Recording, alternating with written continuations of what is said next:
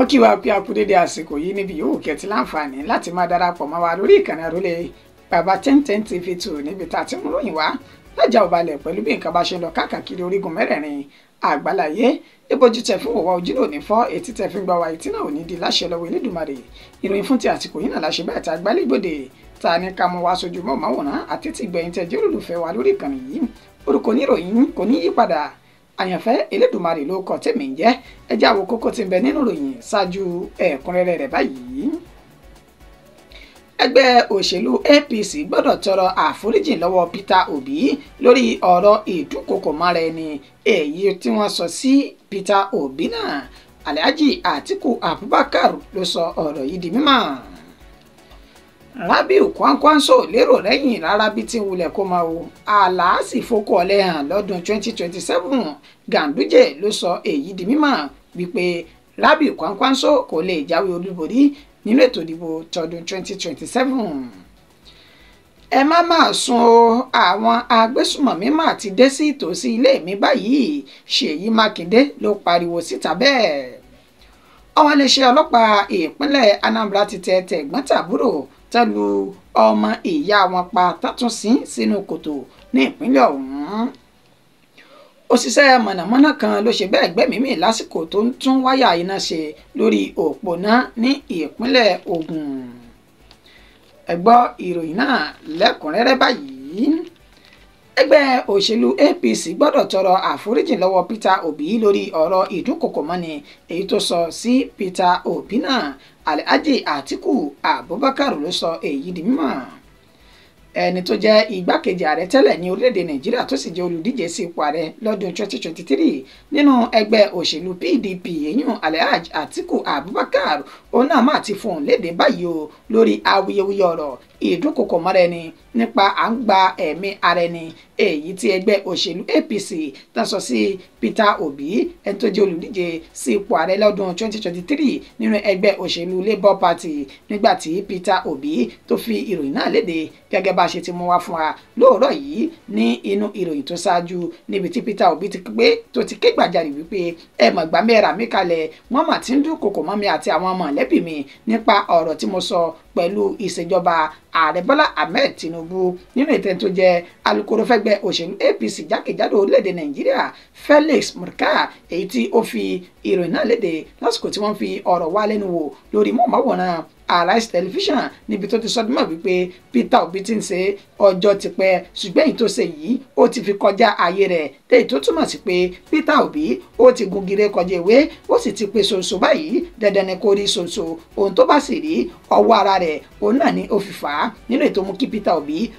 kó tètè ké gbàjarè síta tó kí àwọn ọmọlédè Nàìjíríà wípé ẹ mọ̀ gbà mí ẹ̀rà mi kalẹ̀ kí la gbé kí la jù ọ̀rọ̀ wo ni mo sọ tó ti wá di wípé mo ti kọjá ààyè mi báyìí sáà tún láǹfààní láti fi ẹ̀dùn ọkàn wa hàn síta mọ́ ni àtìmúròyìn náà wá lóòrọ̀ yìí ṣáájú ṣùgbọ́n nígbà tó yí Atiku Abubakar tí ó máa fi òun léde lójú òpó ayélujára X tiẹ̀ níbi tó ti kọ síbẹ̀ wípé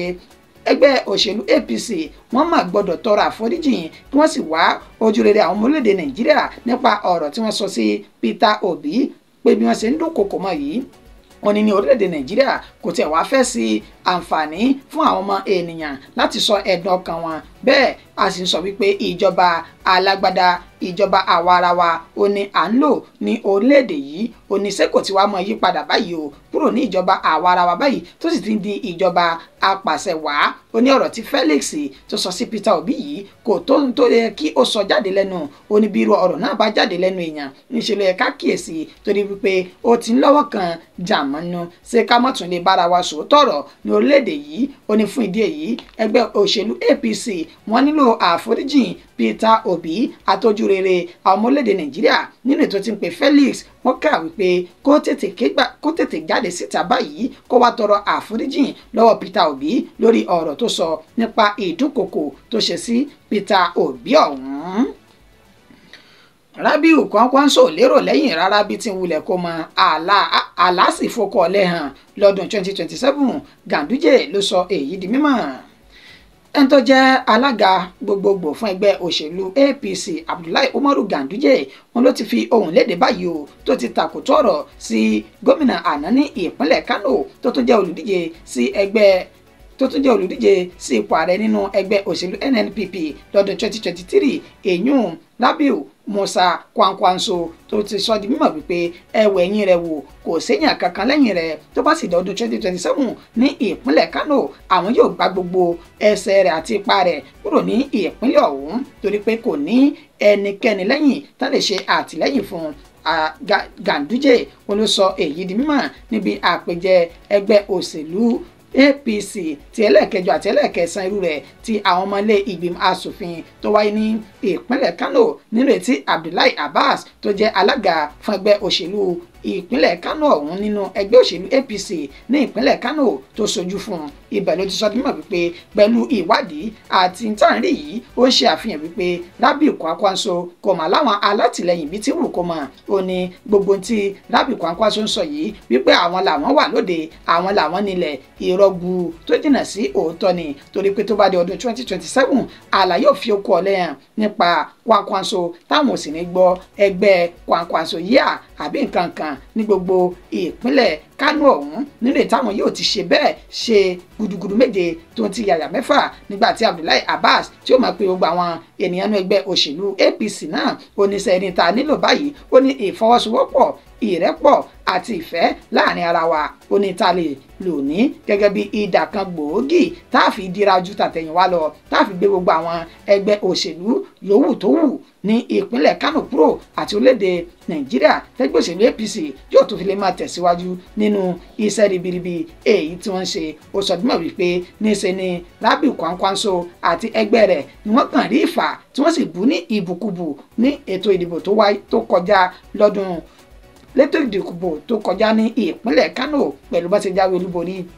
olóhun tó sì fà á òun náà ni wípé ilé wa tí ó tò nígbà náà òun ló fi àyè sílẹ̀ tó aláǹgbá tó fi ráyè wọ ibi ògiri àlàpà ètò lanúlẹ̀ nínú ẹgbẹ́ òṣèlú APC ó ní fún ìdí èyí àwọn ti gbọ́n àwọn sì ti lọ gbáradì de Rabiu Kwankwanso láti fi ẹ̀yìn rẹ̀ lélẹ̀ bó bá di ọdún 2027 nínú ètò ìdìbò ìpínlẹ̀ Kano náà.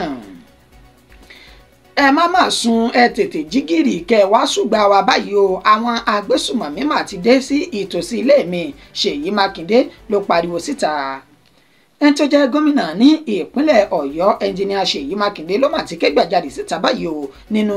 ètò tí wọ́n ṣe tí wọ́n pè ní interfaith tó wáyé láàrin àwọn ẹgbẹ́ òṣìṣẹ́ ìpínlẹ̀ Ọ̀yọ́ ọ̀hún ètò wáyé ní Agodi nílùú Ìbàdàn tí ń ṣe olúlu ìpínlẹ̀ Ọ̀yọ́ níbi tí ẹnjìníà Ṣèyí Mákindé tó ti ké gbàjarè wípé ẹ wò ó àwọn agbésùmọ̀mí táwọn ọmọ ogun ilẹ̀ yìí tán lépò ní gbogbo ilẹ̀ àárẹ̀wá ìyún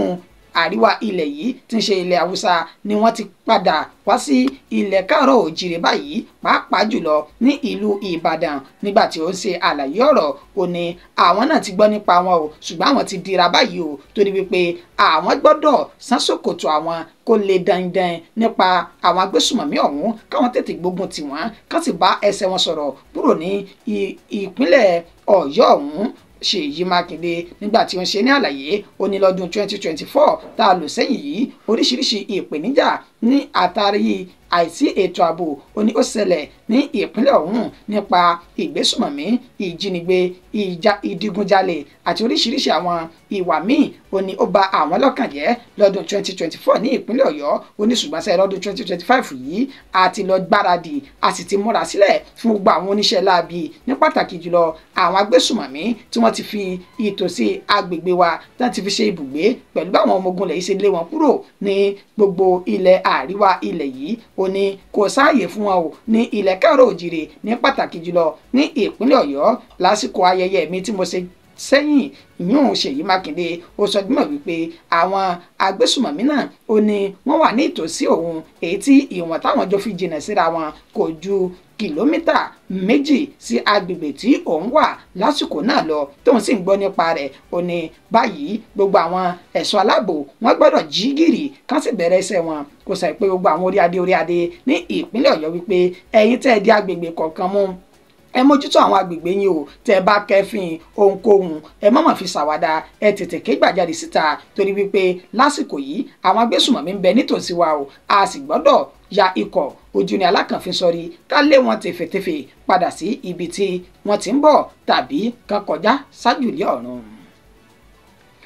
ọwọ́ iléeṣẹ́ ọlọ́pàá ìpínlẹ̀ Anambra ti tẹ tẹ̀gbọ́n-tàbúrò tán lu ọmọ ìyá wọn pa tó tún ṣe bẹ́ẹ̀ sínú kòtò ńlá kan ní ìpínlẹ̀ ọ̀hún. nínú àlàyé tó jẹ́ kọmíṣánná fún àwọn agbófinró ìpínlẹ̀ Anambra eyín Onage Itam èyí tó ṣe ó sọ dímọ̀ wípé olóògbé tí orúkọ rẹ̀ ń jẹ́ Chibuzo Okeke àti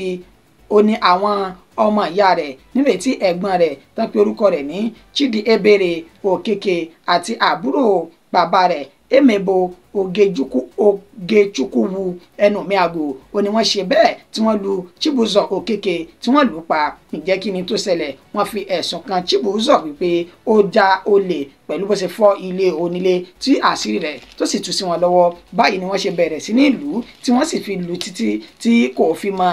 ibi tí ara rẹ̀ kù sí tó fi wà lẹ́sẹ̀ kan ayé ẹsẹ̀ kan ọ̀run nígbà tí wọ́n rí wípé ìlú yìí ti kọjá àfaradà. báyìí ni arákùnrin Chibuzo yìí ló bá ṣe bẹ́ẹ̀ gbẹ́mìí mì tó jáde láyé. ǹjẹ́ káṣírí àwọn oníṣẹ́ láabi méjèèjì tí wọ́n pa ọmọ ìyá wọn yìí kó má bàa tú òní wọ́n bá gbẹ́lẹ̀ kan ìkòtò wọ́n sì gbẹ́lẹ̀ kan ìkòtò náà bá ṣe bẹ́ẹ̀ ju ọmọ ìyá wọn sínú ilẹ̀ ọ̀hún náà rọ ìpẹ́ bò lórí. nígbà tí ìwádìí fojú hàn dáadáa níṣẹ́ ni àṣírí wọn tú wípé àwọn méjèèjì ó ní wọ́n sin ọmọ ìyá náà lu ọmọ ìyá wọn pa tán sì sin ní agbègbè Òkó ní ìjọba ìbílẹ̀ Àríwá Òrùnbà ní ìpínlẹ̀ Anambra náà. wàyí o ọ̀gá àgbà àwọn agbófinró ọ̀hún Onage ó ní àwọn méjèèjì làwọn ti fi páńpẹ́ òfin gbé báyìí tó sì ti wà ní àtìmọ́lé nínú ìta tó ti ń ṣe ìrànlọ́wọ́ fáwọn nípa ìwádìí lórí ẹ̀sùn ìpànìyàn tí wọ́n fi kàn wọ́n. ó sì fọwọ́ mẹ́wàá sọ̀yà pé bá a bá ti ṣe bẹ́ẹ̀ tàrí òkodoro ọ̀rọ̀ tán níṣẹ́ lákojú àwọn méjèèjì sí ilé ẹjọ́. Èdùmàrè má jẹ́ ká ti bi níta fẹ́ jẹ ká padà pàdé tí yóò jẹ́ wá lọ́nà o. níṣẹ́ ni òṣìṣẹ́ mọ̀nàmọ́ná kan yún electrician ló ṣe bẹ́ẹ̀ gbẹ́mìí mì lásìkò tó ń tún wáyà iná ṣe lórí òpó iná ní ìpínlẹ̀ Ògùn. ọ̀dọ́kùnrin tí wọ́n pe orúkọ rẹ̀ ní Ọláníyì Moshood òun ló ti pàdé ikú rẹ̀ lẹ́sẹ̀ ògbèjì báyìí ní agbègbè tó pè ní Atan ìjọba ìbílẹ̀ Adó-Odò Ọ̀tà ní ìpínlẹ̀ Ògùn ní gẹ́gẹ́ bí àlàyé tí àwọn tí ọ̀rọ̀ náà tó sojú wọn tán ṣe èyí tí ó pe orúkọ rẹ̀ ní Saheed Moshood ó sọ dímọ̀ wípé lọ́jọ́ Jímọ̀ tá a lò sẹ́yìn yìí ti ń ṣe ọjọ́ Friday ó ní ìṣẹ̀lẹ̀ náà ó ní ó ṣẹlẹ̀ pẹ̀lú bí àwọn olùgbé agbègbè ọ̀hún bá ṣe ránṣẹ́ pé olóògbé Ọláníyì Moshood wípé kó wá báwọn tún iná àwọn tó kọsẹ́ sílẹ̀ kó wá báwọn tún ṣe. nínú àlàyé rẹ̀ ó ní ó ti gun orí òpó mẹ́ta ọ̀tọ̀ọ̀tọ̀ tó ti ṣe láṣeyọrí ṣùgbọ́n òpó kẹrin tó ń gùn lọ́wọ́ òun ló ṣe bẹ́ẹ̀ tí òpó náà wó lulẹ̀ tí high tension wáyà iná mọ̀nàmọ́ná èyí tó lágbára tó sì nípọn ni tó sì ṣe bẹ́ẹ̀ jáàlù lórí pẹ̀lú bí òpó náà bó ṣe wó lulẹ̀ ló bá ṣe bẹ́ẹ̀ forí janlẹ̀ tí ó sì fi orí ṣe léṣe púpọ̀. ibẹ̀ náà ni wọ́n ti gbìyànjú láti gbé lọ sí ilé ìwòsàn ṣùgbọ́n tán ni ó kú lẹ́lẹ́ jàǹtà níṣe ni wọ́n ti kéde rẹ̀ gẹ́gẹ́ bí ẹni tó ti ṣe bẹ́ẹ̀ jáde láyé. Moshood Saheed wọn ló ṣe àlàyé kíkún yìí tó sì ní àwọn mọ̀lẹ́bí rẹ̀ wọ́n ti béèrè fún òkú rẹ̀ o nínú èyí tí wọ́n ti fẹ́ lọ sí gẹ́gẹ́ bí ìlànà ẹ̀sìn mùsùlùmí. tẹ́ ẹ̀ bá sì gbàgbé àti mú ìròyìn kan wá ṣáájú nínú ọ̀sẹ̀ tá a lò sẹ́yìn yìí nípa ikú òṣìṣẹ́ mọ̀nàmọ́ná míì electrician tó náà ṣe bẹ́ẹ̀ gbiná jẹ ní ọjọ́ ọdún tuntun 2025 lọ́jọ́ kìíní oṣù kìíní ọdún tá a lò lọ́wọ́ yìí èyí tí wọ́n pe orúkọ rẹ̀ ní agbègbè Unilag Estate ní Magodo tí ń ṣe ìpínlẹ̀ Èkó ni òun náà ti pàdé ikú rẹ̀ lẹ́sẹ̀ ògbèjì lásìkò tó lọ tún iná mọ̀nàmọ́ná ṣe èyí tí ìròyìn sọ fún wa pé àwọn òṣìṣẹ́ mọ̀nàmọ́ná ó náà ṣe bẹ́ẹ̀ tẹ̀ná mọ́ ṣe é ní lẹ́nu lásìkò tó wà lórí òpó náà ọ̀hún tó sì ṣe bẹ́ẹ̀ gba èkuru jẹ lọ́wọ́ ẹbọra. àwa gbàládùra pé iṣẹ́ tá a ṣe tí ó gbẹ̀mí wa Elédùmarè kò ní jẹ́ kí ó bọ́ sí fún ẹnì kọ̀ọ̀kan wa àníkú ikú òjijì láṣẹ lọ́wọ́ Elédùmarè.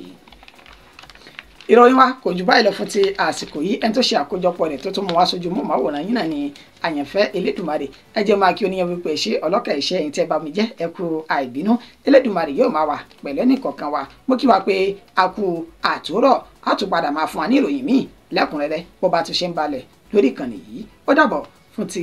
àkókò yìí náà.